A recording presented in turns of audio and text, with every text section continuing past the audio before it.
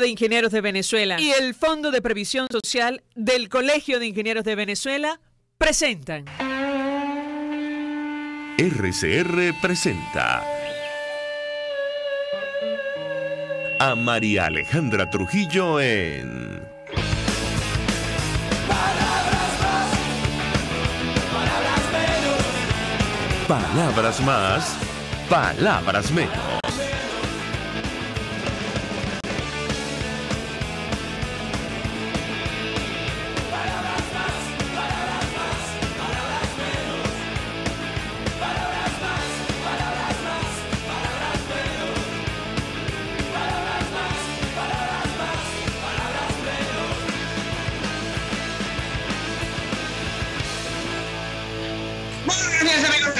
Radio, lo mejor este miércoles 30 de octubre del año 2019. Todo el equipo que trabaja para ustedes a partir de esta hora los saluda. En la producción Marilia García, en la redacción Jackson Vargas, en los controles César Arteaga, quien tendrá el inmenso placer de acompañarles, María Alejandra Trujillo. Saben, ustedes se pueden comunicar desde muy temprano a través de la cuenta en Twitter de la radio, @RCR750, seguirnos por el Periscope, por internet, rcr.tv, el resto de nuestras plataformas digitales a través de TuneIn y YouTube.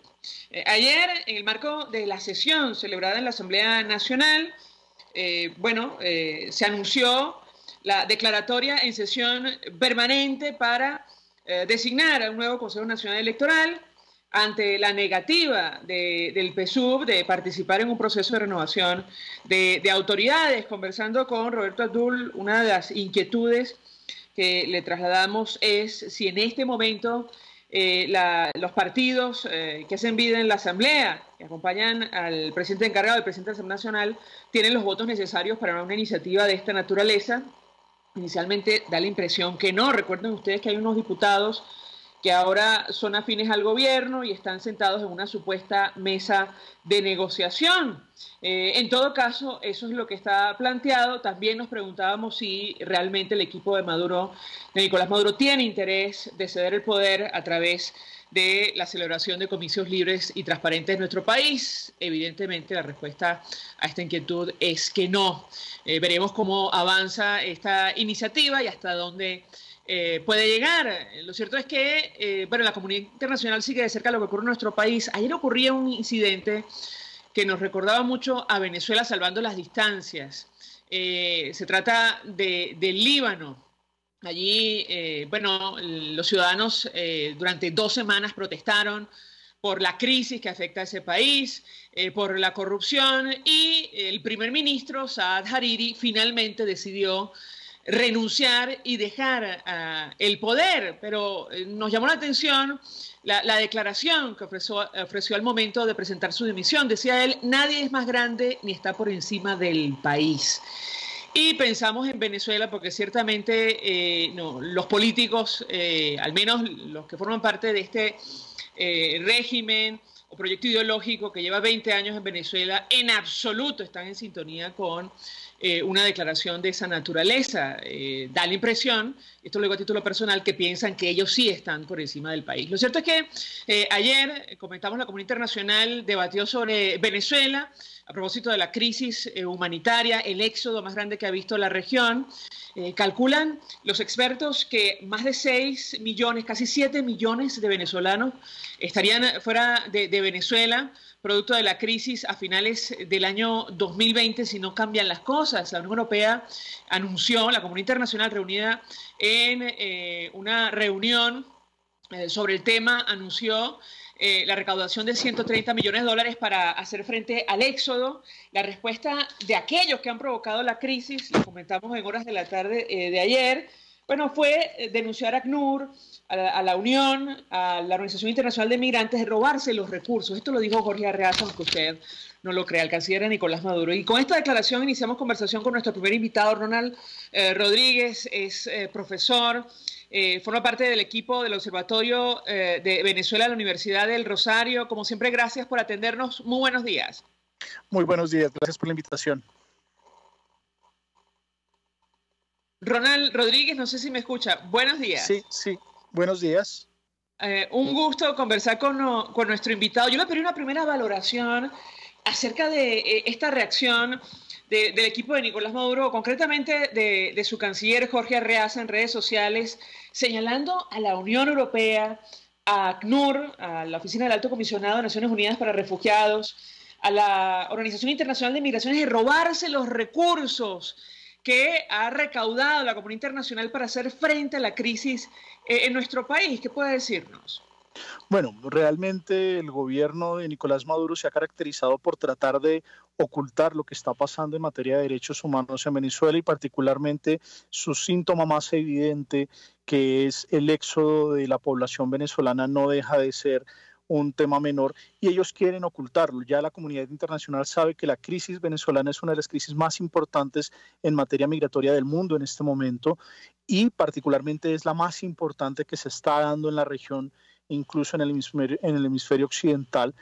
Llama la atención que el gobierno mantenga esta línea de tratar de negar lo que está sucediendo y, por el contrario, de acusar a los organismos internacionales que han venido haciendo una gestión que, si bien podría ser mayor, de todas formas no se puede negar el espíritu con el cual se ha venido haciendo una serie de ejercicios para poder soportar lo que significa esta crisis humanitaria. Recordemos que, por ejemplo, en toda la zona de frontera con Colombia, varios de los comedores a los cuales la población venezolana, no solamente los migrantes, sino aquellas personas que se encuentran en desplazamiento, pueden ir a comer a estos sitios, adquirir una comida decente, servida en un plato decente, sobre una mesa, para poder, digámoslo así, mitigar un poco lo que significa la crisis. Obviamente, cada imagen de estas, cada reporte de lo que está sucediendo en la zona de frontera con Colombia deja muy mal parado al gobierno porque demuestra el fracaso que significó el proyecto político de la Revolución Bolivariana y particularmente cómo llevó a la sociedad venezolana a una emergencia humanitaria compleja, como lo han calificado diferentes organismos de Naciones Unidas. Ayer, a lo largo de esta conferencia celebrada por la comunidad internacional, escuchamos algunos datos que quisiéramos contrastar con nuestro invitado. Se ha dicho siempre, sobre todo a estas alturas, cuando más de 4 millones de ciudadanos han abandonado nuestro país, que el éxodo de venezolanos es el más grande que ha visto América Latina. Sin embargo, si las cosas siguen como van, podría superar al primero en el mundo, es decir, la migración, el éxodo en Siria. Yo le pediría un comentario de su parte en relación a este tema. Una de las particularidades del caso venezolano es que la situación no se logra contener. En el caso de Siria, recordemos que la comunidad internacional se puso de acuerdo y aceptó que Turquía se convirtiera en un estado tapón. Turquía instrumentaliza eso geopolíticamente, creó campamentos para recibir a la población siria, campamentos que hay que decirlo, son campamentos bastante cuestionables en materia de derechos humanos porque las personas que están ahí no pueden, pierden su libre locomoción, tienen una serie de limitaciones a sus libertades individuales, lo cual genera que se den otra serie de fenómenos que son muy complejos. En el caso de Venezuela se ha optado por no utilizar esa dinámica. De hecho, sabemos que varias de las empresas que hacen campamentos en Turquía han venido a Colombia y en un momento determinado le ofrecieron a los alcaldes y gobernadores de la zona de frontera la lógica y la dinámica de construcción de campamentos, pero el gobierno colombiano, tanto nacional como local, siempre ha sido muy negativo a esto porque no sabe cuándo monta un campamento, no cuándo lo cierra, y las dinámicas de violación de derechos humanos que se dan en el interior de estas dinámicas son muy fuertes, entonces se prefiere evitarlas y no tener esa particularidad ha hecho que el tema de Venezuela no pueda tener una barrera como lo tiene el caso sirio. En el caso de Venezuela continúa el deterioro de la situación, la violación sistemática de derechos humanos por parte del régimen continúa a pesar de las recomendaciones que, por ejemplo, hizo la alta comisionada de Naciones Unidas para los Derechos Humanos, que ordenó cosas tan particulares como cerrar el FAES, no se han cumplido, mucho menos todo lo que va en relación a los derechos sociales y económicos de la población venezolana, que todavía el Estado venezolano es incapaz de atender a su propia población y esto sigue generando un fenómeno de migración. Nosotros detectamos que, por ejemplo, dentro de las cifras globales que se manejan, estamos hablando de un 13% de la población venezolana que ya salió, que se encuentran en lógica de migración, pero de lo que no se habla es del 12% de la población venezolana aproximadamente que se encuentra en este momento en condición de desplazamiento interno, es decir, ciudadanos que vivían en partes del oriente venezolano que han tenido que acercarse a la zona de frontera con Colombia, sobre todo al estado Táchira. Nosotros tenemos un documento que se expidió para facilitar el paso de los ciudadanos venezolanos en condición de regularidad para poder hacer ese trámite que les permitiera venir a Colombia, trabajar unos días, conseguir algunos recursos y regresar a Venezuela. Y ese documento, que es la tarjeta de movilidad fronteriza, ya se han expedido 4.151.000 tarjetas de movilidad fronteriza, lo que quiere decir que el 12% de la población venezolana está dependiendo de ese paso, cuando teóricamente en el área, según las proyecciones que hizo el Instituto Nacional de Estadística de Venezuela, según el último censo, en esa área deberían vivir más o menos 6.300.000 personas. Estas cifras nos están diciendo algo está pasando demográficamente en Venezuela.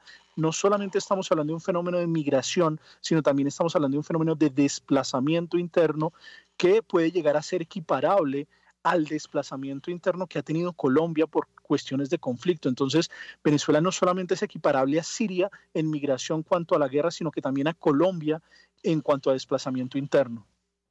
Bueno, yo le pregunto a nuestro invitado, porque uno de los responsables de ACNUR, que participó en esta conferencia, William Spinder, decía, entre otras cosas, que las proyecciones hablan de más de 6 millones de ciudadanos, casi 7, a finales de 2020, si no cambian las cosas, que abandonarían nuestro país. Estamos hablando de 1/5 de la población total de Venezuela, y el canciller de Colombia ha dicho que esperan que hasta 3 millones de ciudadanos estén en el país vecino o lleguen al país vecino si no cambian las cosas en nuestro país. Yo le pediría un comentario de su parte en torno a este tema. En efecto, las proyecciones de crecimiento del fenómeno migratorio venezolano siguen creciendo, sobre todo porque la situación en Venezuela se continúa deteriorando y las autoridades colombianas ya empiezan a prever, empiezan a manejar escenarios en los cuales se dé una atención y una respuesta. Recordemos que el fenómeno migratorio pues está en una fase todavía, si se quiere, de atención humanitaria, es decir, de la salida de la población venezolana, que viene con unas demandas, sobre todo en temas sociales muy fuertes, en temas de salud y en temas de educación muy importantes. El Estado colombiano se está preparando, el Estado colombiano está tomando medidas al respecto. No obstante, pues obviamente estamos hablando de un fenómeno que desborda la capacidad de cualquier otro país.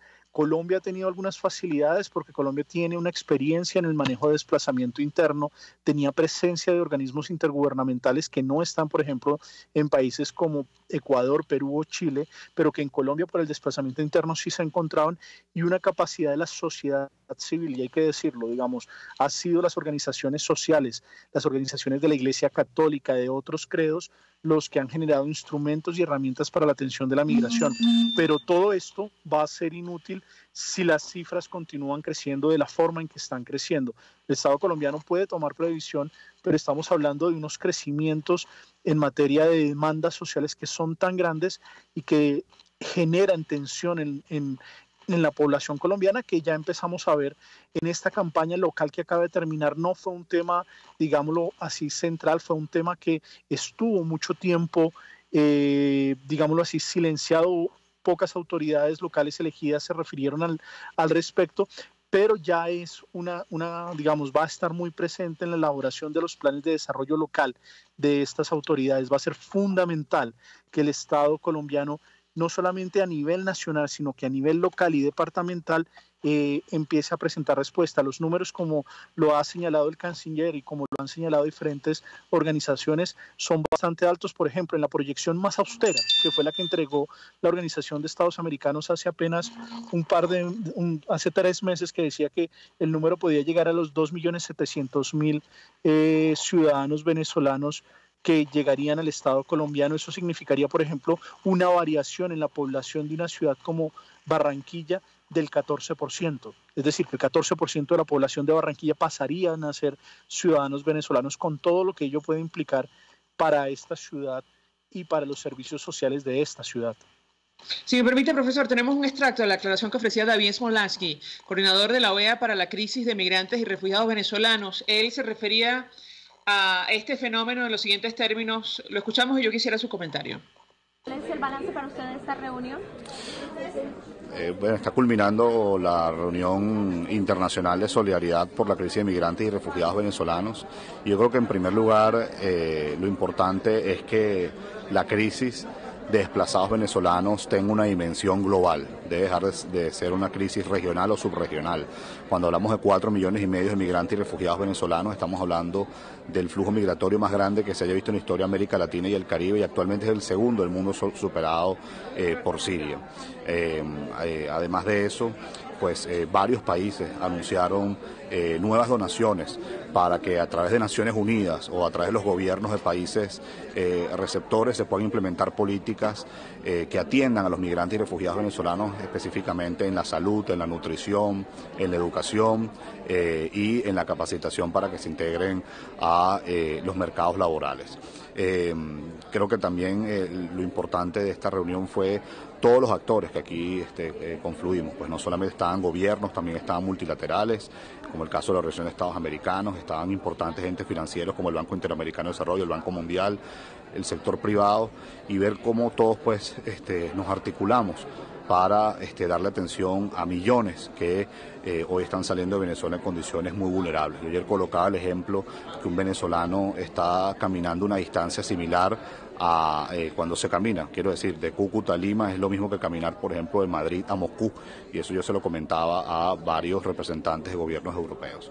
Por último, y esto es algo que es crucial, hay que entender que este deslave humano, como yo lo he llamado, que no es por una catástrofe natural, no es por una guerra convencional, la única solución es la salida de la dictadura. David Mola, ¿qué dice profesor Ronald Rodríguez? Bueno, yo soy bastante crítico de la postura respecto a la cual la crisis humanitaria depende única y exclusivamente de la salida de Nicolás Maduro, porque eso ha dado en Colombia a que el tema no se aborde en el largo plazo. Me explico. El Estado colombiano, por ejemplo, el presidente Iván Duque e incluso la nueva alcaldesa de Bogotá, Claudia López, han expresado que el primer punto para la resolución de la crisis migratoria es la salida de Nicolás Maduro. Esto es una visión de corto plazo porque envía un mensaje que es realmente nocivo en el largo plazo para la migración venezolana. Los fenómenos de migración no son fenómenos fácilmente reversibles, es decir, los 4,5 millones de venezolanos que han salido de su país van a tener una serie de dificultades para retornar a él. Cuando uno esboza políticas en función de que tan pronto salga Nicolás Maduro, todos los venezolanos van a regresar a Venezuela, se crean falsas expectativas y se genera una deformación, hace que, por ejemplo, el Estado colombiano no tome las medidas de largo plazo que se tienen que dar para el proceso de integración de esta población. Simplemente se queda en la parte de gestión humanitaria y no empieza a trabajar en el proceso de integración y a ser parte de la comunidad nacional colombiana a estos migrantes venezolanos. Esto, en el caso colombiano, ha dado lugar a que todos los instrumentos de respuesta que se han formulado son instrumentos de respuesta que plantean el problema en instrumentos que tienen una caducidad. Es decir, por ejemplo, el permiso especial de permanencia tiene una caducidad de 2 años. Una vez pasados esos 2 años, ese instrumento tiene que ser renovado, y lo que ha significado esa imagen de que este es un problema que se resuelve en el corto plazo es que ni la institucionalidad nacional ni la institucionalidad privada toman las medidas necesarias para hacer el proceso de integración, haciendo que los ciudadanos venezolanos queden en una condición en la cual no se les pueden garantizar todos sus derechos. El Estado colombiano conoce y sabe lo que significa una diáspora. Nosotros entre todo el periodo del conflicto armado, más o menos entre 5 a 8 millones de nuestros compatriotas salieron del territorio colombiano y nunca regresaron. Es decir, la gran mayoría de ellos se radicaron en el exterior, vienen a Colombia de vacaciones, pero ya hicieron sus vidas en otros países, porque el proceso de desarraigo es un proceso muy difícil.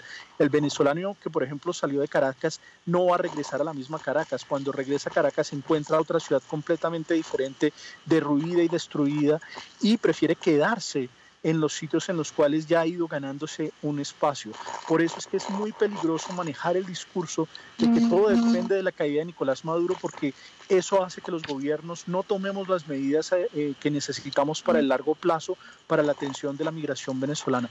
El Estado colombiano, la sociedad colombiana debe entender que, por ejemplo, el 1.650.000 ciudadanos venezolanos que ya se encuentran en territorio colombiano van a ser parte de la nación colombiana, van a ser parte de la entidad colombiana y tenemos que empezar a generar procesos para poderlos asimilar, para que puedan ser parte de nuestra ciudad, puedan participar económica, social, pero incluso también políticamente en el largo plazo. Y esto, pues, es un mensaje muy difícil de decir, y más cuando uno sabe que en efecto la crisis que se está causando es por un régimen dictatorial, pero la salida del régimen dictatorial no significa la resolución de la crisis migratoria. La crisis migratoria es algo muchísimo más complejo y que tiene unas aristas muchísimo más largas en el tiempo. Muy seguramente la dinámica de la nación colombiana y la dinámica de la nación venezolana van a cambiar. Colombia y Venezuela, como las concebimos hoy, se están transformando porque la migración venezolana se está convirtiendo en parte de ese proceso, y los retornados colombianos, que uno habla de la cifra de los venezolanos que salieron, pero en cifras de retornados colombianos podemos estar hablando hasta de 1 millón de compatriotas que regresaron al país, no porque vieran en el país una mejor situación de desarrollo, sino porque la crisis en Venezuela es tan fuerte que finalmente terminan viniéndose. Pero incluso hemos encontrado que migrantes de primera generación hacen todo lo posible por resistir y quedarse en Venezuela, porque allá fue donde hicieron su vida. Son sus hijos y sus nietos los que están regresando a Colombia con un montón de dificultades para poder regularizar su situación en el Estado colombiano. Profesor Ronald Rodríguez, gracias como siempre por atendernos, acompañarnos, vocero del Observatorio de Venezuela de la Universidad del Rosario. Vamos a la pausa y al regreso venimos con más. Usted escucha Palabras Más, Palabras Menos en RCR 750 AM. Puedes seguirnos en nuestras redes sociales. En Twitter, @RCR750, la radio que se ve. Colegas ingenieros, arquitectos y profesionales afines, el CIB, a lo largo de sus 157 años de existencia, siempre ha estado del lado correcto de la historia, defendiendo fervientemente la democracia, el profesionalismo y el desarrollo integral de nuestra querida y amada Venezuela. Y aunque pensemos que la oscuridad nunca se termina, amanece, siempre amanece, porque Dios puede más, siempre puede más. Cuando hablamos de Honda, hablamos de Distasi Motors, el concesionario Honda que pica adelante en precios, condiciones y servicio. Todo el personal de Distasi Motors, tanto técnico como de atención, está actualizado, capacitado y certificado permanentemente para atender correctamente tu vehículo. www.distasi-honda.com.ve. Distasi Motors, tu concesionario Honda en Los Palos Grandes.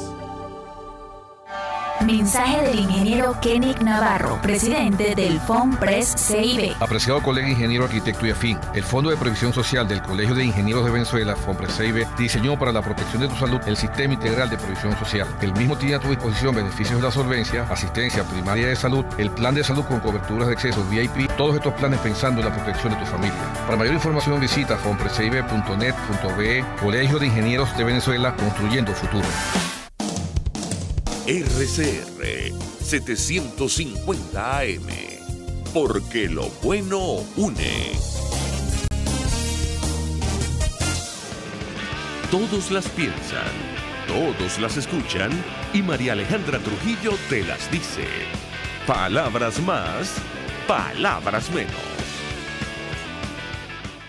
Continuamos, amigos, palabras más, palabras menos, y esta crisis de migrantes, desplazados, refugiados venezolanos se traduce en el impacto que tiene puertas adentro en Venezuela por la cantidad de pequeñitos, de niños que se han quedado bajo el cuidado de familiares.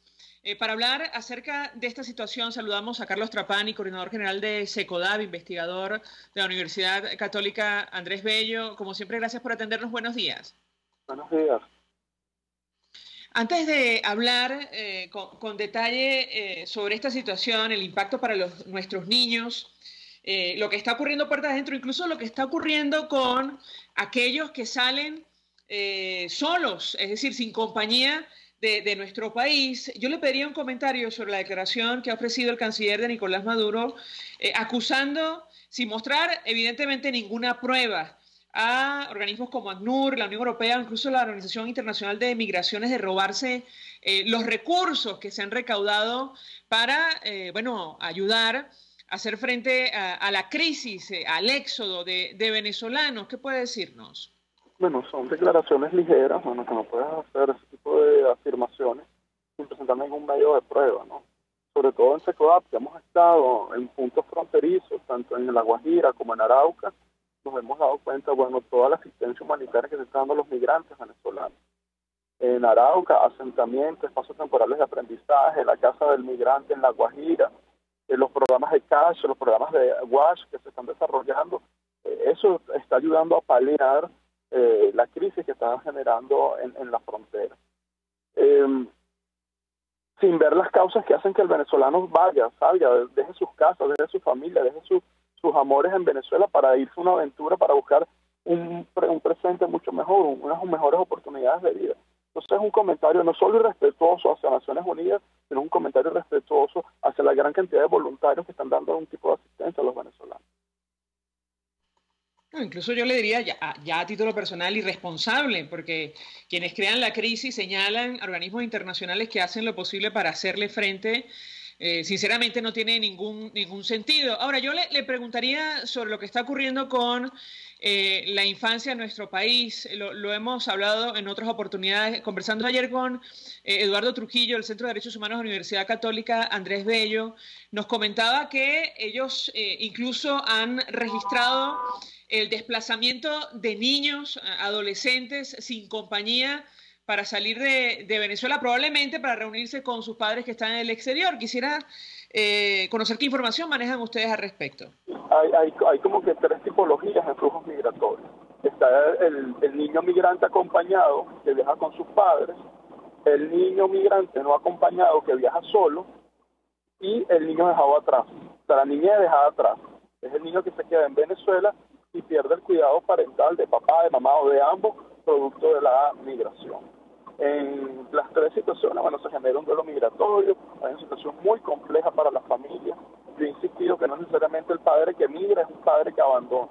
El padre que migra lo que busca es desesperadamente mejores condiciones de vida y mejores oportunidades de vida para poder cubrir lo básico.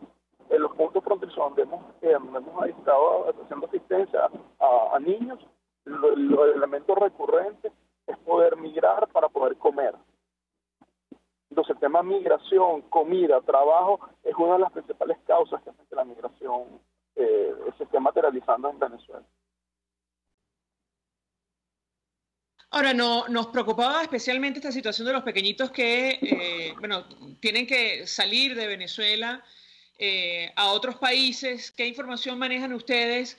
Porque si ya los adultos tienen que lidiar con toda clase de amenazas y peligros, sobre todo en pasos fronterizos irregulares, no nos podemos imaginar lo que puede estar ocurriendo con estos niños. ¿Qué puede decirnos? No, el problema no son los pasos formales, que muchos pasos fronterizos hacia Colombia están bloqueados, están cerrados.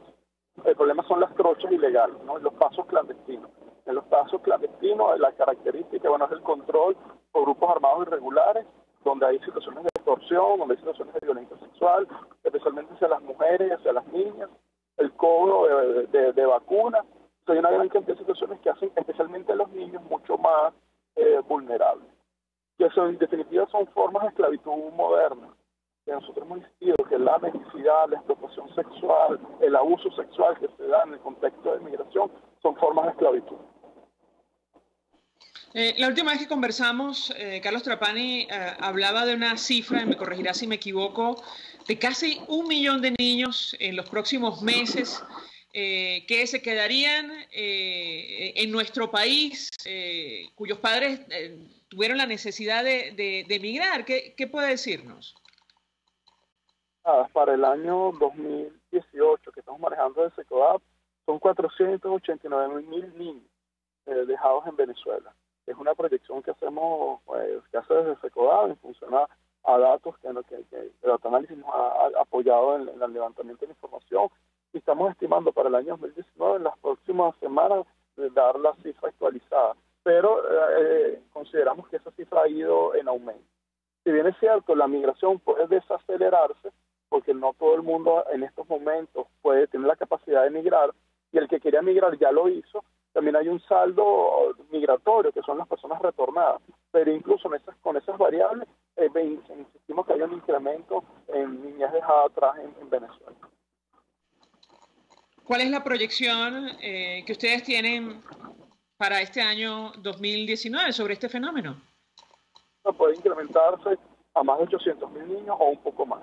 Estamos todavía evaluando, revisando los datos del INE, estableciendo la base poblacional y en función a eso poder establecer una aproximación, pero estamos convencidos de que más de 800.000 niños, al menos 800.000 niños, están dejados atrás. Y si vemos las cifras de Fe y Alegría, la Fe y Alegría reportó que 4.444 niños inscritos en Fe y Alegría reportaron para el año pasado haber perdido a algunos de sus padres producto de la migración. Ahora, ¿cuáles son las consecuencias de una situación de esta naturaleza que han logrado observar ustedes? Es una situación compleja. Cuando hablamos de migración en niños hay como que dos palabras recurrentes: cambios y sacrificio. Nosotros hemos documentado próximamente, el 9 de noviembre vamos a presentar una serie documental donde reportamos 5 casos de niños migrantes, ¿no? Y niños afectados por la migración. Cuando analizamos las historias de cada uno de esos casos, lo que vemos es cambio, es transformación, es tristeza y sobre todo es añoranza de esa reunificación familiar. Esa añoranza de volver a ver a papá, de volver a ver a mamá y recuperar la cotidianidad de la familia que se ve alterada por la migración. Y en general, ¿cuáles son las consecuencias o qué han visto ustedes producto de la migración? Muchos de estos niños se quedan, entiendo, bajo el cuidado de otros familiares, incluyendo sus abuelos. ¿Qué puede decirnos? Bueno, el niño que se queda en Venezuela principalmente es el abuelo o la madre. Los datos que hemos manejado desde el año 2018 hemos visto que el principal migrante es el hombre, es el padre. Y principalmente son los abuelos o bisabuelos quienes asumen el cuidado de los niños. También hemos encontrado casos donde hermanos mayores asumen la crianza de sus hermanos más pequeños, pero son principalmente los abuelos quienes asumen la responsabilidad de crianza de los niños. Finalmente, no es el único problema que afecta a la niñez en nuestro país. Ustedes han venido denunciando, por ejemplo, esto del acceso a identificación, es decir, el derecho a la identidad que también han perdido nuestros niños en este momento. ¿Qué puede decirnos? Bueno, hace un mes presentamos un informe que está en la página web donde denunciamos las distintas irregularidades en el proceso de identificación de los niños, que van desde las constancias de nacimiento, que es el documento que emite el Ministerio de Salud donde consta el nacimiento del niño, frente a la ausencia, pasa el papel de seguridad, esa primera identificación se retrasa. De esa identificación, bueno, hay dificultades para la obtención de la partida de nacimiento. Tenemos identificado dificultades en la cédula de identidad, la suspensión de operativos, la caída hace un par de meses del sistema de huellas dactilares. Hemos tenido casos de niños que están con una cédula de identidad, con un número asignado, pero no están en la base de datos. Y también las dificultades en términos de pasaporte. Bueno, como el pasaporte se ha encarecido y solo tienen acceso a aquellas personas que tienen tarjetas de crédito. Y tarjetas de crédito con un cierto límite que le permita cubrir la tasa. Cuando se dejó de lado el principio de gratuidad que la alumna consagró, donde todo documento de inscripción de los niños era gratuito. Carlos Trapani, gracias por atendernos y acompañarnos estos minutos, coordinador general de SECODAP, investigador de la Universidad Católica Andrés Bello. Vamos a la pausa, al regreso más. Estás escuchando Palabras Más, Palabras Menos, por RCR 750 AM. Puedes seguir nuestra programación a través de rcr.tv, la radio que se ve. Mensaje del ingeniero Ramón López, vicepresidente del Colegio de Ingenieros de Venezuela. Apreciado colega ingeniero, arquitecto y profesional afín, el sistema de salud venezolano no presta la atención requerida y la altísima inflación encarece notoriamente este servicio. Es por ello que el Fondo de Previsión Social del CIP te ofrece un servicio de salud seguro, confiable y accesible, con amplia cobertura. Para mayor información visita el portal www.cib.net.be, Colegio de Ingenieros de Venezuela, construyendo futuro. Serovka es una empresa que cuenta con un equipo de físicos, médicos, ingenieros, arquitectos y técnicos que brindan protección y seguridad radiológica a todas las clínicas. Serovka también ofrece capacitación al personal médico, técnico y de enfermería, así como la divulgación científica a pacientes sobre radioterapia, medicina nuclear y radiodiagnóstico. www.serovka.com y en las redes @Serovka. Serovka, empresa líder en protección radiológica con cobertura en toda Venezuela, América Latina y el Caribe.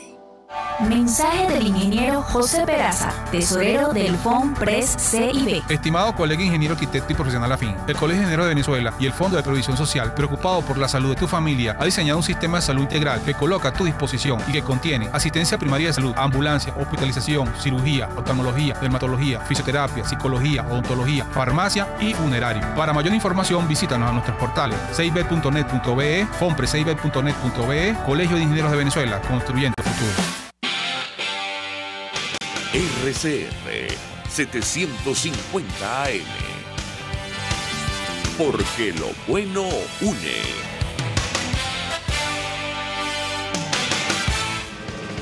Información, opinión, contraste. María Alejandra Trujillo está en Palabras Más, Palabras Menos. Continuamos, amigos, palabras más, palabras menos, y nos preguntamos el impacto que esta situación, este éxodo forzado de venezolanos tiene para nuestra sociedad y va a significar para la Venezuela del futuro. Nos acompaña Ramón Piñango, sociólogo, vía telefónica. 1.000.000 de gracias por atendernos. Buenos días. Buenos días. Pues mucho interés de conocer la opinión de nuestro invitado acerca del tema que nos ocupa, que tiene que ver con la migración, el éxodo más grande que ha visto América Latina, que va camino a convertirse en el proceso migratorio más grande del planeta si no cambian las cosas. ¿Qué puede decirnos? Bueno, en primer lugar, he estado escuchando atentamente a quienes han estado entrevistando en el transcurso de tu programa. Y la verdad es que, a pesar de cuando uno ve toda la información junta, uno no deja de impactarse, aunque uno esté enterado de muchas cosas. En primer lugar, me quisiera decir que a pesar de que expresamos sorpresa y alarma por lo que está pasando, la verdad es que no tiene nada sorprendente. Dada la situación que vivimos en el país de hace algún tiempo, tanto en lo político, en lo económico como en lo social, pues mira, la gente ha optado por migrar. Y fíjate que la migración, en muchos casos, es una expresión de racionalidad del venezolano. Y muestra también que el venezolano no es pusilánime en ninguna forma. Y busca con desespero a veces, es verdad, ver cómo hace para mejorar su situación, la de él y la de su familia. Y opta por emigrar. Nos parece todavía, nos impacta muchísimo, y con mucha razón, pero bueno, la peor síntoma sería para el país, y no quiero lucir cínico con esto, que el venezolano, ante lo que está padeciendo, sobre todo el venezolano de menos recursos, pero fíjate, ya en la clase media hacia abajo, y también hacia arriba, opten por emigrar. Si no hubiera migración hacia afuera, eso sí sería realmente sorprendente ante todo lo que estamos viviendo. Eso es algo que quisiera destacar ante lo que está pasando. Pero repito, no quiero lucir cínico de ninguna manera. Pero es así. Bueno, yo le pregunto acerca del impacto que esto tiene ya hoy día. Escuchaba usted a Carlos Trapani hablar sobre lo que está ocurriendo con probablemente más de 800.000 niños en nuestro país que los han dejado atrás para buscar recursos fuera de Venezuela. Esto, ha transformado la sociedad venezolana. ¿Qué puede decirnos al respecto? Bueno, va a tener impacto lo de los niños, va a tener impacto también el que gente muy bien preparada haya migrado. Después de que por décadas el país hizo un esfuerzo, con todos los defectos, por formar a su gente. Y mucha de esa gente ha optado por migrar porque no tiene oportunidades de tener una vida decente. Entonces opta también por emigrar. Eso son los niños, son los profesionales, son también el drama por la gente de la tercera edad que se queda sin atención, solos o atendiendo a los nietos o a los bisnietos. Pero solos también, uno lo comienza a ver en la calle, gente muy vieja, muy anciana, con dificultades para desplazarse, que tienen que hacerlo antes, posiblemente se quedan en su casa y alguien hacia el mercado. Ahora tienen que salir ellos a duras penas con un bastón, caminando con mucho cuidado, porque son también gente abandonada. Entonces el drama, repito, de amplios sectores, de diversos sectores del país. Ahora, tengo que preguntarle, porque bueno, leyendo sus redes sociales, su cuenta en Twitter, usted ha hecho referencia, por ejemplo, al liderazgo. Y la inquietud que le traslado es si en este momento donde, bueno, Venezuela está como una especie de estancamiento, el liderazgo de alguna manera no ha perdido desconexión con este drama o no ha sido capaz de ofrecer una respuesta a las dimensiones del problema que afecta a Venezuela. ¿Qué opina usted? El liderazgo, bueno, hablar de liderazgo estamos hablando en términos muy amplios. De liderazgo me preocupa particularmente cierta tendencia, no solamente de quienes fungen de líderes políticos, por así decirlo, sino cierta tendencia general a echarle la culpa de lo que pasa, de lo que está pasando, por así decirlo, al pueblo. El pueblo es culpable, el pueblo no hace esto, el pueblo no hace lo otro, el pueblo es esto, es impuntual, es irresponsable. Pero un liderazgo o élites que en vez de asumir su responsabilidad, trasladan la responsabilidad a los supuestos seguidores o a gente que no forma parte de las élites del país, me parece simplemente una máxima expresión de irresponsabilidad. Y eso lamentablemente lo observo y está ocurriendo. No, que no se puede hacer nada porque el pueblo está deprimido, porque el pueblo no se mueve. Bueno, y tú, líder, lo que tienes que revisarte, tú, líder, ¿qué es lo que te hace que sea incapaz de mover a la gente o de actuar con la gente? Mira, lo que me parece que estamos incurriendo en un gravísimo error, el querer cambiar el país a partir de lo que yo desea que sea el país. El reto es cambiar el país a partir de la realidad que es, de lo que es, me guste o no. Ese es el reto del liderazgo. Y en otros momentos de la historia del país, particularmente a partir de los años 40, el liderazgo trató de cambiar el país y lo logró en muchos sentidos a partir de la realidad que es, no a partir de lo que quería que fuera. Espero explicarme con claridad sobre esto. Entonces, mira, el venezolano es nuestro otro. Bueno, ¿cómo haces tú para cambiar con ese venezolano? Porque si no puedes liderar aquí, si no puedes, bueno, entonces muy bien, ándate a Zurich o a Tokio o qué sé yo, a ver cómo lideran. Pero aquí, si no reconoces que tienes que trabajar a partir de quienes somos, de nuestra cultura, de nuestra manera de ser, mira, difícilmente se va a lograr ningún éxito en términos de cambiar, de promover un cambio efectivo del país. Ahora, ¿cómo definiría usted la realidad del país? ¿De dónde partir justamente para buscar esas soluciones y conectar con la gente en Venezuela? Si tuviera que escoger una palabra, y solo una, para mí el rasgo fundamental de la sociedad venezolana hoy es incertidumbre. Entonces, a partir de allí me atrevo a decir que un reto importantísimo del liderazgo es trazar un camino, un próximo paso que luzca cierto. La esperanza es importante, pero la esperanza tiene que tener una base. Entonces, el reto del liderazgo es ver cuál es el próximo paso posible que puede ofrecer, que luzca real, que le dé a la gente una sensación de que vamos hacia adelante.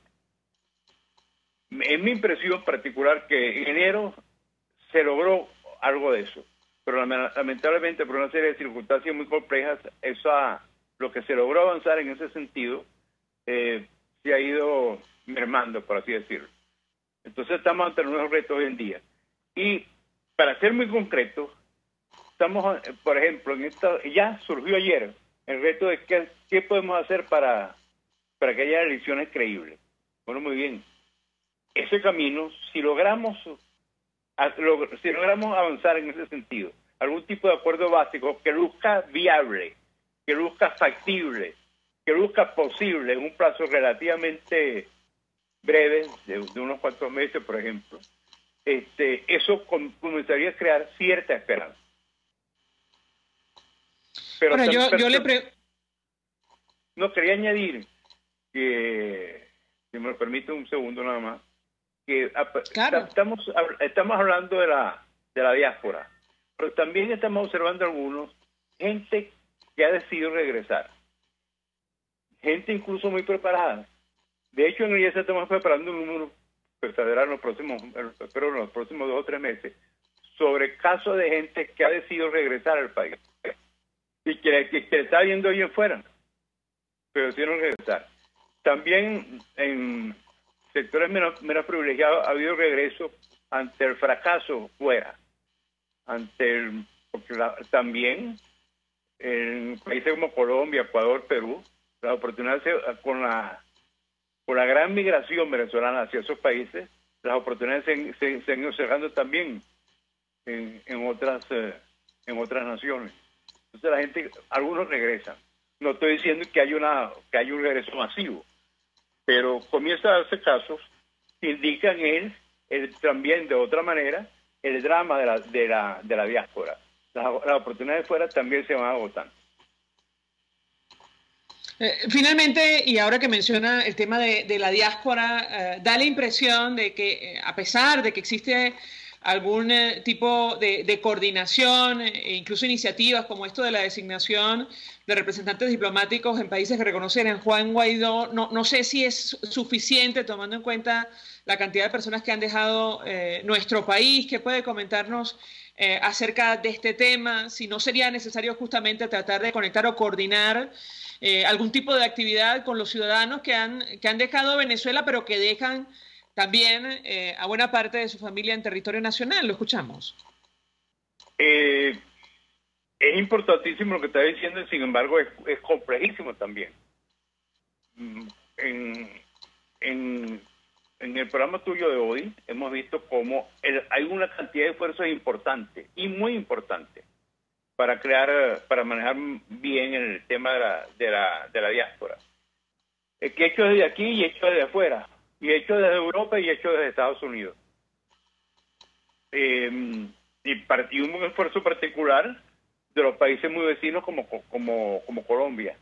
Pero el tema es muy difícil. Sin embargo, yo veo progreso. Yo veo que esa coordinación que es tan importante va creciendo de alguna manera. Un reto que vamos a enfrentar los venezolanos que estamos acá y que no pensamos irnos, y somos unos cuantos, es, en vez de lamentarnos por la gente que se va, a tratar de establecer más bien redes de contacto, por ejemplo, entre profesionales, entre especialistas en redes de contacto afuera. El que está allá muy bien, no se trata de traerlo, sino se trata también de mantenerlo en contacto y crear redes de trabajo para enfrentar distintos tipos de problemas. Ese es un gran reto de quienes estamos acá. Ramón Piñango, gracias por atendernos y acompañarnos en estos minutos. Sociólogo, profesor universitario, expresando opinión y análisis acerca del tema que hemos debatido la mañana de hoy, que tiene que ver con la migración, el éxodo más grande que ha vivido América Latina. Vamos a la pausa, regreso, venimos con más. Escuchas a María Alejandra Trujillo en Palabras Más, Palabras Menos, por RCR 750 AM.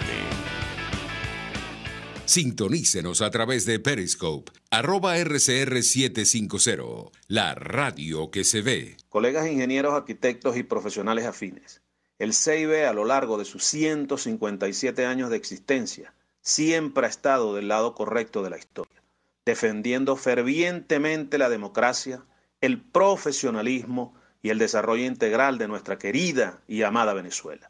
Y aunque pensemos que la oscuridad nunca se termina, amanece, siempre amanece, porque Dios puede más, siempre puede más. Las carteras Daniela Ross son una extensión de tu personalidad. Cuando una cartera es capaz de reflejar tus sueños, cuando buscas diseños, calidad y colores vibrantes que le impriman a tu look ese toque especial que atrapa las miradas. Carteras Daniela Ross únicas, diseñadas teniendo como patrón a la mujer venezolana de hoy, llena de retos y libertad. En Instagram @Daniela Ross M. Daniela Ross, la cartera hecha en Venezuela con nombre y apellido. Mensaje del ingeniero Kenick Navarro, presidente del FOMPRES CIB. Apreciado colega ingeniero, arquitecto y afín, el Fondo de Previsión Social del Colegio de Ingenieros de Venezuela, FOMPRES CIB, diseñó para la protección de tu salud el Sistema Integral de Previsión Social. El mismo tiene a tu disposición beneficios de la solvencia, asistencia primaria de salud, el plan de salud con coberturas de acceso VIP, todos estos planes pensando en la protección de tu familia. Para mayor información visita fomprescibe.net.be, Colegio de Ingenieros de Venezuela, construyendo futuro. Se dicen, se ocultan, se piensan, se descubren. Palabras más, palabras menos. Con María Alejandra Trujillo. Continuamos, amigos, palabras más, palabras menos, y cerramos con un dato. Según la cotización oficial del dólar que publica el Banco Central de Venezuela, que controla Nicolás Maduro, bueno, la divisa cerró en 605, con 94 bolívares, lo cual quiere decir que en 2 semanas el salario mínimo pasó de casi $8 a $6,35. Esto producto de la política económica que ha puesto en marcha Nicolás Maduro y que ha provocado, bueno, esta migración a la que hemos hecho referencia la mañana de hoy de venezolanos que han salido huyendo de la crisis de nuestro país. Nos despedimos y lo hacemos a nombre de Jaime Estares en la Dirección General de la Estación, en la gerencia de producción Wilitzer Calla, en la producción Marilia García, en la redacción Jackson Vargas, en los controles César Arteaga, quien tuvo el inmenso placer de acompañarles, María Alejandra Trujillo. El Colegio de Ingenieros de Venezuela y el Fondo de Previsión Social del Colegio de Ingenieros de Venezuela presentaron. RCR presentó Palabras más, palabras menos. RCR 750 AM.